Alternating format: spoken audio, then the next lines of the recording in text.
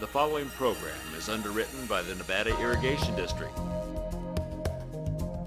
Since 1921, providing clean and healthy drinking and irrigation water to more than 24,000 homes, farms, schools, and businesses in Nevada and Placer counties.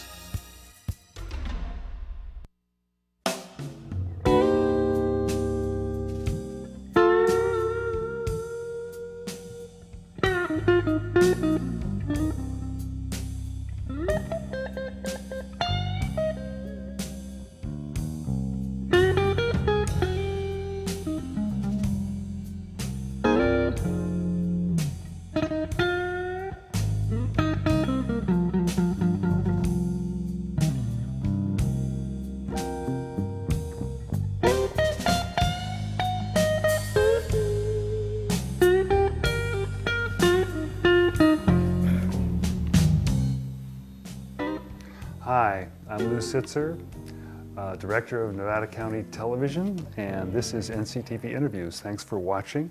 And today we're going to combine some of our old timers program with learning about what Bill Falconi has been working on and contributing to Nevada City and to our local environment. Welcome, Bill. Well, thank you, Lou. It's great to have you here. Same here, yeah.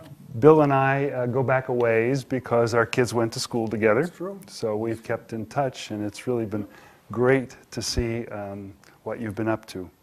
Right now, it's paving the streets. Yeah, paving streets. Today has been a hectic day. And right now as we speak, we're down on Lower Bridge Street paving. And so it's going to be quite a facelift for Nevada City. So 21 streets this year.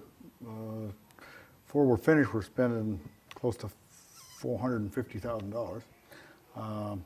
So it's the most grandiose undertaking of street paving we've done to date. It's a 16-year program to pave every street in town. And we have a tax override, was a half-cent sales tax that we added in '06. And this is really our second full year. We really started a year before the initiative passed, not knowing whether or not it would, so we started the program anyway, and then the initiative kicked in. So we've been doing, this is '08, so we did 6, 7, and 8. So we're probably 20% into it now. So this is going to continue for another 14 years Well, or so? You know, we're hoping to accelerate it a little bit so that we can finish it probably in maybe 10 years. But the initiative allows for 16 years, you know, but we're thinking of, the council has talked about accelerating it. But regardless of whether it's 10 or 16, Lou, I don't think I'll be here for either one of them. Well, hopefully you'll be here to enjoy the fact that it'll be done and you won't have to do it all. Well, I hope that's true, yes. Yeah. So your job as city engineer, for folks who don't know what a city engineer does, could you explain? Well, a city engineer can take on a number of hats, but in a small town like Nevada City, the city engineer takes in all of the related infrastructure that applies to the city in general. And in Nevada City, it amounts to the water system, which serves the citizens, the sewer system, which serves the citizens, the roads, the sidewalks, the drainage systems, any new development. If somebody might do a little like we did recently up on the top of Broad Street, the co-housing, that kind of stuff, to coordinate with their sewer and their road construction and their encroachments. And then you work with improvements like we're working on, where we're doing. And when we overlay the streets, a lot of times we have to fix a water service or sewer service or something before we overlay the streets. We try not to dig up the street right after we overlay it. You know, Right. You know, we try not to. Yeah. That was, you know. Right, and I know you did some work on Boulder Street that involved some digging up. Yeah. Boulder Street was pretty bad. We just finished Old Downeyville yesterday, which was a lot worse than I thought it was. Yeah, I walk around town, but I'm more on the east side, and it's on the west side. You know how you don't. And I told Vern, I said, the public works director, I told him, I said, I didn't realize it was this bad until I got out here really looking at it close. Yeah. Yeah. Well, it's great. You know, it sounds like really in a small town, you're responsible for pretty much all the infrastructure. Yes, and you know, we coordinate with planning if there's somebody, you know, doing building or you know, improvements. And Nevada City has this historical district, so it's got a kind of a special layer of, you know, when you go to change a roof, or you know, maybe a guy wants to put up solar panels, and that includes the police department. If there's something involving the police, would it be an accident or something, they may ask me to make them a sketch or a drawing, or how steep the street is, or how wide it is, or where the right-of-ways are, and those kind of things. Right. So if somebody wants to put in solar panels, does that now work with the historical district? Well, that's a good question, because the answer to that is yes, it can, because what we have attempted to do is put in solar panels that are not readily visible from the downtown historical district. So because there's been a movement in that direction, the city hall is currently looking at a solar panels on the roof. We're very close to putting them in. We have a flat roof. It's the old WPA City Hall, which is right into downtown, if everybody knows. It's, you know, right on Broad Street, halfway, you know, 2 blocks up from the National Hotel there, on the same side as the National. We're going to put solar panels on that, but it's inside on the flat roof, so you wouldn't see it from the street. They recently put solar panels in the new section that they built down off of Union Street, that whole section down in there. Those have solar panels on it. The Masonic Hall put solar panels on facing to the inside of the property. Now, there are certain areas of town that I can get into and see kind of a corner of it, but for the most part, most people wouldn't know they're there. That's good to know. Yeah. Really good to know. And the city's also undertaken, and that I'm involved in too, is undertaken a small hydroelectric project at our sewer plant, because our sewer plant is down on Lower Jordan, and we've got about 100 feet of drop from the plant into the Deer Creek where we put our effluent, and so we're putting a small hydro to put it back into the system to offset probably about 20% of our use, because we're a big energy user down there, but everything helps. I know there's been an effort to put Nevada City more into a sustainable energy conservation mode, so I know there's going to be a lot of interest in doing that. We're currently also looking at putting panels on the swimming pool for Pioneer Park to offset that energy use, and at the city public works yard on the top of Boulder Street. Now, neither one of those are in the historical district. Sewer plant, Pioneer Park, and the city yard are not in the historical district. Right. Well, one of the first things that came to mind in putting this show together was the Falconi Bridge.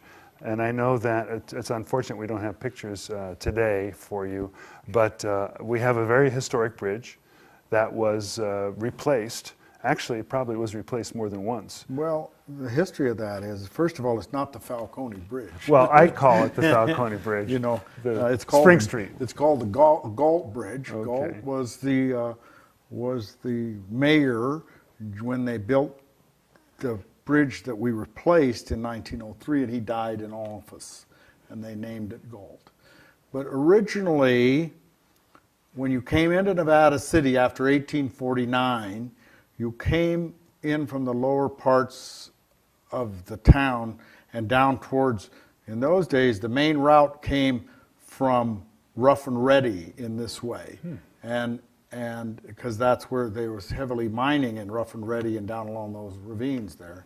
From Marysville, that's the main route. So when they came into town, they came up what is called Bridge Street now, which is a street that comes from the creek right up next to the Miners Foundry. If you're coming up the hill, the Miners Foundry is on your right, and then you go over into the cross kind of diagonal and go between the Nevada Theater and the Bonanza Market. That is really Bridge Street. That was the original entrance into Nevada City. And then in 1862, they had a flood, and it washed it out because the bridge was way down on the creek. So they moved over onto Pine Street in 1862. But that bridge then became a suspension bridge with cables that was built by Halliday, the same gentleman that built the cable cars in San Francisco. That bridge stayed until 1903 when they built the bridge that we have today on a lighter scale. In other words, the members and everything were less heavy than they are now. And that was put in there in 1903, and it's a truss bridge reversed backwards. It's a railroad bridge. If you look at it, it looks like a railroad bridge. And so then in 1996, the city received special funding from the federal government to fund what they call a historical preservation grant for that bridge. We tore the old one down, which was that was 93 years after it was built. Yeah, it was almost 100 years. Almost 100 years, and we put in the new one on the same alignment as the old one. I mean, if you drive across the old one and drive across this one, there was not much difference in appearance. And to the average eye, even to myself, I have trouble now remembering. We replicated even the railings where you walk on the sidewalk. Those were replicated from the original, and then of course we put the whole new superstructure down on the bottom exactly like it was before, except the members are heavier. So to somebody who might have walked through here, or visited or been familiar with in 1980, and then they go through today, they wouldn't hardly know the difference. And we were very careful to protect the environs. You can tell around it, which is Nevada City. Nice rock work. Nice rock work. That rock work was in the original 1862 bridge, left when they built the 1903. We harvested the rocks, cut them, you'll see them cut and put in there. Those are actually the same stones. Well, before we move on to another topic, I want to clear up something. I've heard stories about elephants crossing the bridge and they're possibly collapsing the bridge in a big thing. Did this ever happen? When we did the bridge, Bob Wyckoff, the historian, and he and Steve Cottrell did a kind of a history of the bridge system. Well, I guess the one thing, a couple things that I remember from that, you're kind of taxing my mind, but when they built the bridge in 1862, in those days there wasn't the quality control, and this part of the superstructure that was holding the cables collapsed when it had a oxen and team on it in 62, right after they built it. And it fell in the creek, and I think there was one gentleman killed. I'm not sure of that. Okay. But anyway, it was a little catastrophic anyway. And then they rebuilt it, and then they never had any trouble with it. The 1903 bridge, and I don't know if you can remember, Lou, walking across the 1903 bridge, but by the 90s it was pretty shaky. And by then we were limiting it to one car. Do you remember that? Yes, I do, sure. Well, it wasn't that long ago. Yeah, well. It wasn't 1903, it was actually in the 70s and 80s. Yeah, right. Yeah. Well, but I'm saying that era bridge. Right. It's my understanding that I've heard this, that there was a circus in town, and the elephants were to go across the bridge, and I guess they put them on, or I don't remember what happened, but it got pretty shaky or something. They backed them off or something. I can't tell you, but I've heard another thing that when World War II came, they started at Beale. Beale was not an air base; it was an army base, and they trained the soldiers that were going to go into Normandy and the tank, but some of the tank people, and Patton was actually here, and some of his, and they trained tank battalions or whatever they were, and they were going up in the mountains for a maneuver, and they got one of those tanks on the bridge, and it started to shake so bad that they backed it off. And my mother told me that. She was here when they did it, so I know that was true. That one I know is true. So what they did was they went around, you know, because that used to be kind of the main route into town, you know. Right, It before isn't the as freeway. much today, yeah. Well, one of the reasons we put this show together was because of the work that Bill has been doing on mapping out the town. And we're going to be showing you images of that. But give us a little history as to the maps and why Well, this is needed at this point, or why you decided to do it. Yeah, I don't know, a lot of people who follow the city know that the city has been undergoing some reorganization in the last couple of years. And one thing was the sewer and water accounts. And what we were finding was they hired some people to reorganize and put them in a computer form, and you know, for billing and everything. We were still doing a lot by hand. And during the reorganization process, people were asking me, well, what about this and what about that? And so originally when the town was, you know, starts in 1850, well, they surveyed the town. H.S. Bradley did it. They paid him in 1869 to survey it. And then in 1932, E.C. Uren did an upgrade of the 1869 map. Kind of a upgrade, but you know, what the economics allowed at the time. So we had no other official maps or true maps since 1932. So as people were asking me questions, the people that were organizing the water and sewer accounts, I couldn't answer these things. You know, where is this? How does this work? How, you know, where is this lot? Where is it? So I thought, well, I'll create a city map. Well, you know, in my infinite wisdom, I thought it would take me 2 weeks, and it took me a year to actually create it. And I found that there was roughly 1,800 lots, and there's about 20 miles of streets, and there is about 1,350 acres, and there's 118 or 120 streets. Wow, we wouldn't think of it, you know, when we think of Nevada City, you know, 1,800 lots. Yeah. Let's take a look at the map that our engineer, Bill Carquest, put together. This is, now just start explaining this to us. Well, now, this is the large, what does this encompass? This is the colored sections of the whole town. And I split them up into those colored sections so I could identify them. They really are arbitrary. The difference between the blue, the yellow, and the green in the middle is the historical district that was created initially in 1968 and then been amended a few times since then. That's the green in the middle there that we see it, so as we see it. And then, of course, in the real heart of the historical district is the downtown. As you can see, we're looking to from the bottom being to the east and to the west. You can see the freeway going through it. Freeway's right in the middle there under that H, and then Broad Street's to your right, and then of course Broad Street's the main one, and to the left is Spring, and to the right is Commercial, as we're looking.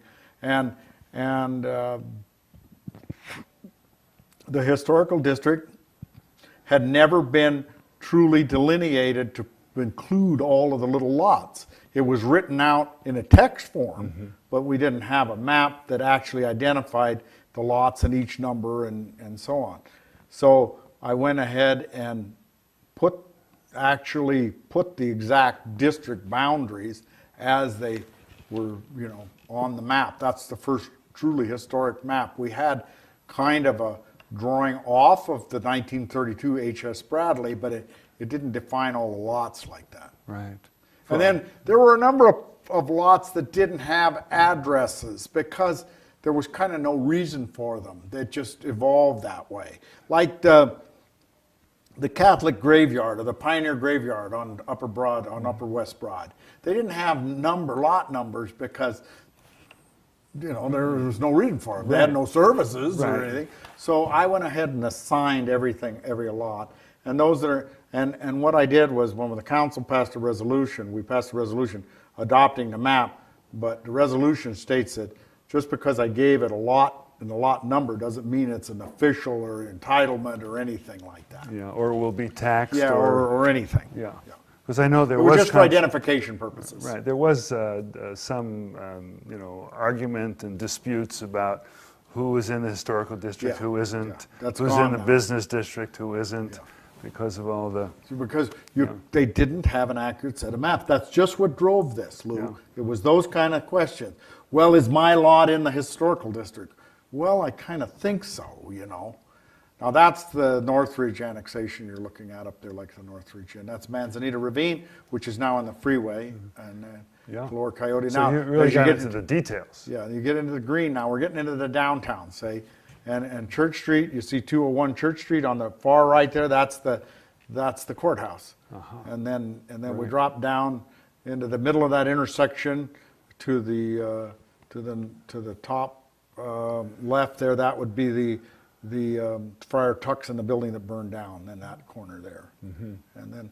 In the pink that you see above, or orange or red or whatever that is, that's you're out of the historical district. The 203 York Street and the 205 happen to be the New Moon Cafe and the Tinnery. Those are in the historical district. But if you get to the parking lot in back of the New Moon, that's out of the historical district. So, and you see, some of it runs down the middle of the street, some of it runs down the lot lines. Yeah. Now, I would assume though that some of these boundaries are still can't be changed. Oh, Yeah. absolutely. In other words, the historical district could be extended or contracted. It's never been contracted, but it has been expanded. The original was, I think, and I've worked so many hours on this, the original one was ordinance number 338, and that comes around about 1968. And then there was 334, and then there's 8905 and 9205. So there was different ordinances that were passed adding to it. And if you look on the map as we see it, where Pine Street comes down and crosses Deer Creek, the bridge was not totally in the historical district, the one we were talking about, the Galt Bridge. That bridge was half in and half out. So they amended that little piece to put it all in so that it would get the historic preservation money. That's kind of things that happen. Right, right. Yeah. So now, do you consider the map complete? Pretty much complete now, yeah. So I found a few errors on it, but it's really ready for public. We're going to sell it to the public for $25. And if you want to see it, it's If you on want to see display. it, it'll be posted in City Hall. Alan Rogers has been on a vacation in Cornwall, and so we're waiting for him to frame it for us. So great. it'll be ready till he gets back. Okay, so it can be seen at City Hall. Yeah. And appreciated again, I imagine. It's on the wall in City Hall in the Weatherall room, but it's not framed. Right. But it's there already, so people can see it. And then I took the historical district and blew up the historical district on a little 11 by 17 that could be printed on a Xerox, and people can get that for $5. That's available too now. Okay, well, great. Again, I'm sure you've had lots of compliments and appreciation for the work done, because I'm sure it took a lot of volunteer hours besides what you get paid for. Yeah. Now, after we've done this, I've overlaid the zoning on top of it now, the city zoning, which we had an old zoning map, but once again, you couldn't tell by the lot lines, were not that well delineated. And also I took, now Vern Taylor and I are making sewer and water masters, so that when the public works people go into the field, they've got, and they're little booklets, they're made up into, so that we can go into the field and work off them. Sure, these are actually working documents. This right. is the kind of thing that's necessary for a home, a town, a city. In order for it to function properly, you got to understand where all these Right. underground Devices are. Right, definitely important. Well, we've got a couple of minutes left. I want to touch on your family, because you've been here all your life, born and raised, and wondering about how far you go back. Well, my mother was born in Nevada City. She died about 4 months ago. She was just under 94. So she was born in Nevada City.